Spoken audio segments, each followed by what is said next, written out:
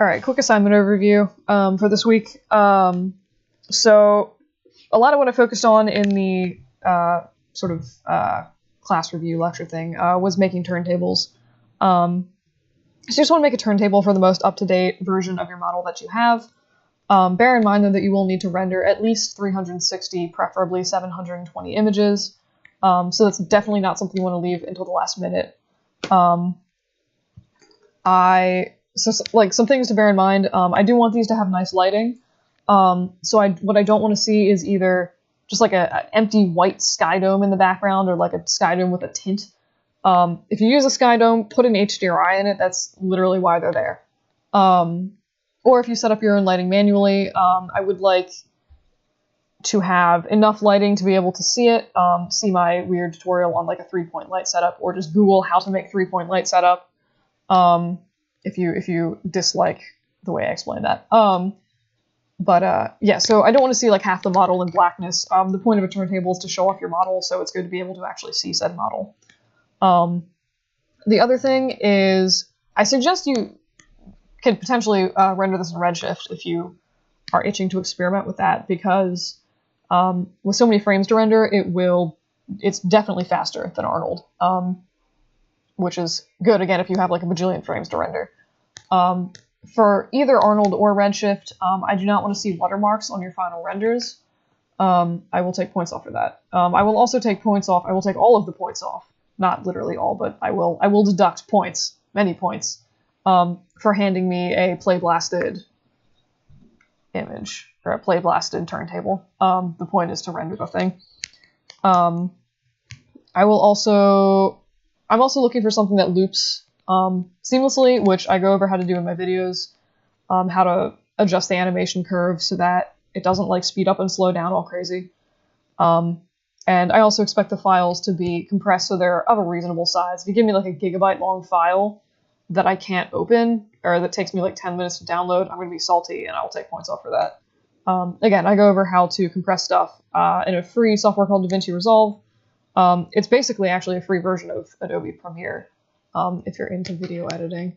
But yeah, there's also After Effects and Media Encoder, should you need those.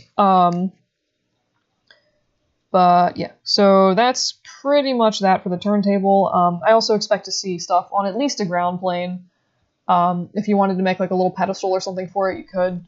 But at least not a floating object. And then for the keep modeling assignment, do just keep modeling. This week, get the model as close to finished as you can. The assignment for next week is going to be UVing and creating preliminary textures for your model.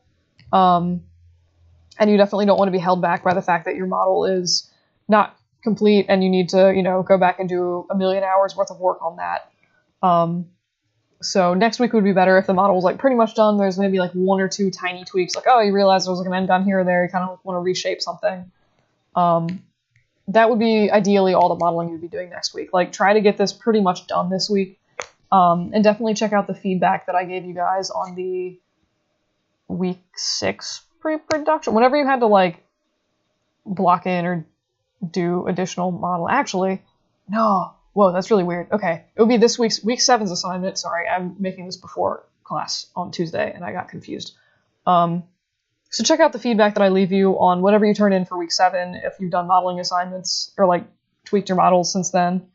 And factor that in to however you keep working on your model. This week, I really don't care. I don't need your whole project folder. I literally just kick me an OBJ or a Maya file. That's totally fine. There's no textures or anything I should be looking at, so there's really no reason I would need your whole file or your whole project folder. But yeah, so hopefully that makes sense. If you guys have any questions, just let me know. I will be available, just potentially not as available. Week 8, I won't super be available from like maybe 5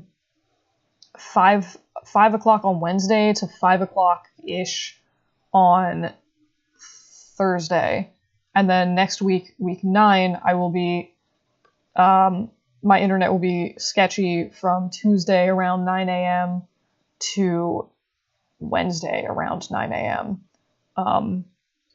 So just bear that in mind if you need to get in contact with me. I'll do my best to check my email and stuff. I still will be available throughout the week. But it's because of like where I'm traveling, the internet's like trash sometimes. But yeah, I mean, don't feel free to email me. I'll try to be more available by email since I'm missing class. So